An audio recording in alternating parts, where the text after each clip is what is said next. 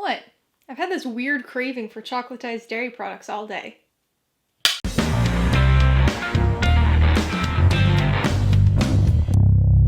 Hey everybody, welcome to Mainly Movies.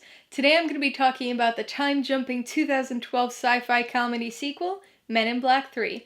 If you're new here, please consider subscribing for a variety of movie-related content like reviews, ranked lists, and trailer reactions.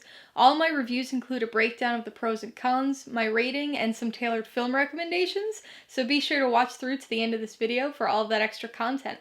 Men in Black 3 stars Will Smith, Josh Brolin, Tommy Lee Jones, and Michael Stuhlbarg, and was once again directed by Barry Sonnenfeld. It's the third film in the Men in Black franchise, and focuses on MIB partners Jay and Kay, played by Will Smith and Tommy Lee Jones respectively. After an alien criminal travels to the past in an attempt to change the present, Jay follows him to 1969 where he runs into a young Kay, played by Josh Brolin. I'm always skeptical when a franchise comes back to release another sequel after a long gap. It seems to be happening more and more in this era of sequels and reboots, and frequently has that cash grab vibe to it. So when Men in Black 3 was originally released, I wasn't all that interested in it, and skipped seeing it in the theater. It had been a decade since the last installment in the franchise, and Men in Black 2 is one of my most disappointing sequels, so I wasn't really keen on more MIB. A few years ago, I finally picked up the Blu-ray and watched it, and man was I kicking myself for not seeing this one earlier. Unlike Men in Black 2, this movie was able to recapture some of the fun that made the first film so great. It's got some good character moments, the humor hits, and most importantly, all of the actors seem like they were having a good time making this film. And that kind of enjoyment translates across the screen to us in the audience. So like I said, I was initially skeptical of this movie. The time gap, the bad previous sequel, and one more thing I didn't mention before. The plot synopsis. Now I gotta say that I'm a pretty big fan of time travel movies, so it seems like that should have been something that got me excited for this movie, but weirdly, it had the opposite effect. Time travel and Men in Black just didn't seem to mesh in my mind, and I was concerned that they were taking the story in a direction that was doomed to repeat the biggest mistake of Men in Black 2, minimizing the partnership between Jay and Kay. But amazingly, the story and time travel element really work. The setup to the film's time jump is a little weak. They were definitely stretching a bit to have an excuse for that plot element, and it doesn't entirely make a ton of sense, but if you can get past a very hammy villain and some exceptionally convenient plot points, you're in for a fun trip to the past. One of the most interesting aspects of Men in Black 2 was its attempt to provide a little bit more backstory to Kay's character, with the whole Light of Zartha thing. Now, either Men in Black 3 was tailor-made for me, or other people enjoyed that aspect too, because this movie takes that idea of a Kay origin story and runs with it back to 1969. The majority of this film takes place in the past, and that aspect is really fantastic. I might be a bit biased because the 1960s are my favorite decade, but I think they really nailed it. The music, the clothes, the technology, it all felt genuine while incorporating that signature Men in Black sci-fi spin, of course. The setting was great, but this movie wouldn't have worked without the right person playing young Kay, and Josh Brolin was absolutely perfect. Not only does he legitimately look like a young Tommy Lee Jones, but he has the voice, the delivery, and the mannerisms of Kay down to a T. So much so that within a minute or two of him being on screen, I fully accepted that it was actually young Kay. He disappears into the role, so my big fear of not having that classic Jay and Kay dynamic disappeared as well. Even though it's an entirely different actor, that interplay between their characters was the same, and just as enjoyable as in the first movie. Men in Black 3 takes the franchise in an unexpected direction, yet never loses that Men in Black feel.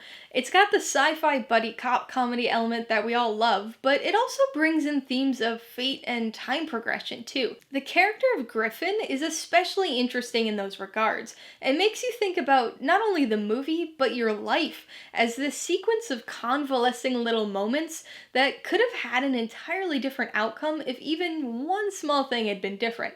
Just think about all the possible versions of this movie there could have been. I bet Griff's seen them all. Alright, let's talk about the pros and cons. Pro number one is Josh Brolin. Every time I watch this movie, I'm always blown away by how perfectly he plays a young Agent K. It doesn't just feel like an imitation of Tommy Lee Jones either. It feels like a young version of the same character. We see that in his youth, he was a little more open and fun, but at his core, he's still the same guy. So that allows for the partnership between him and Jay to shine through in a believable way, even though Jay's a complete stranger to him. It allows for a lot of fun moments, but also deepens our understanding of the K that we already know. Pro number 2 is the 60s setting. There's no question that this is a Men in Black movie with all the sci-fi stuff you'd expect, but it's also a period movie. Those aren't things that seem like they should go together well, but they do. The 60s setting is fun in itself, but when you add the sci-fi layer to it, it becomes even better. You get to see what cool futuristic technology the Men in Black had 50 years ago, and how it influenced the development of the technology we're familiar with from the other movies. On the con side, my biggest issue with this film is the villain. Boris the Animal feels like a character that belonged in Men in Black 2.